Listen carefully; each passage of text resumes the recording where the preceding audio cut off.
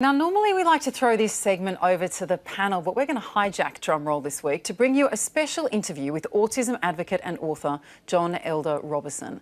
Now, he was diagnosed with Asperger's at age 40 and a decade later started a radical treatment designed to lift his emotional intelligence.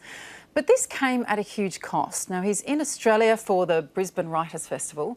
His new book is called Switched On, a memoir of brain change, emotional awakening and the emerging science of neurostimulation. John Elder Robison, welcome to The Drum. Thanks for having me with you. Now, it's such a pleasure to have you on. I think it's such a fascinating book. Can you explain to us, first of all, what was it like to be diagnosed with Asperger's at the age of 40? Was that a clarifying experience, a confusing experience? What did that mean? It was a shock to be told that I could be the poster boy for this Asperger condition, given that I'd never even heard of it before the diagnosis. But I always knew that I was different, and before learning that I have this Asperger's form of autism, I was told I was retarded, stupid, lazy, sociopathic. So an official diagnosis was not only liberating, it was informative, and it was the first non-judgmental explanation I'd ever received to explain why I had failed to connect with people socially.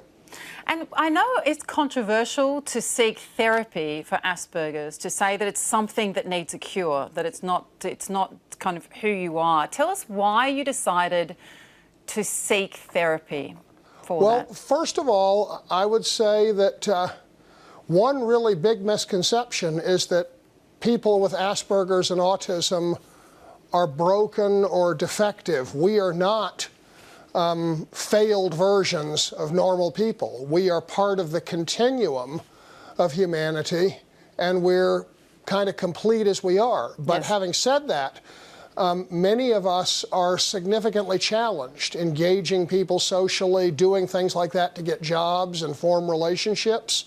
And for somebody to enter into a therapy to help them do that isn't trying to cure autism, it's trying to be the best you can be.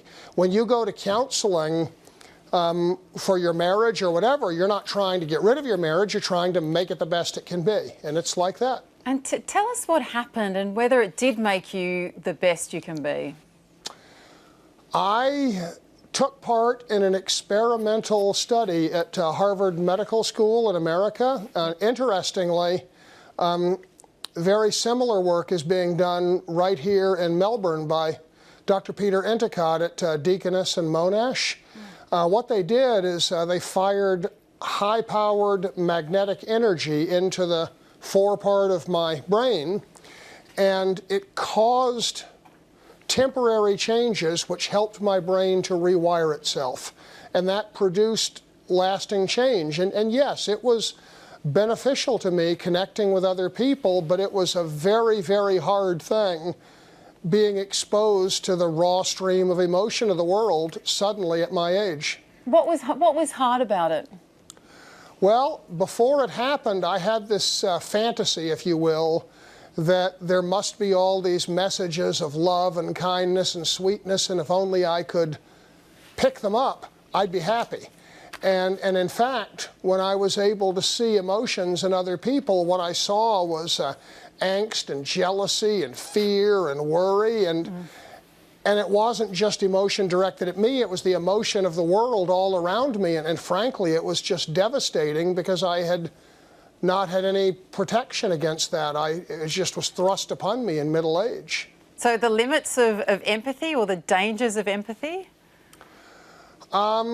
Empathy is a hard thing because autistic people often have stronger, deeper feelings than people who aren't autistic, but we don't necessarily pick up on the cues from other people, and that's what makes it hard socially. Right. I might not respond as you expect me to, and you might think I'm cold and callous, when in fact I care for you very much. I'm so sorry to talk over to you, but that is it for The Drum tonight. Thanks so much to our panel, and we'll see you again on Monday.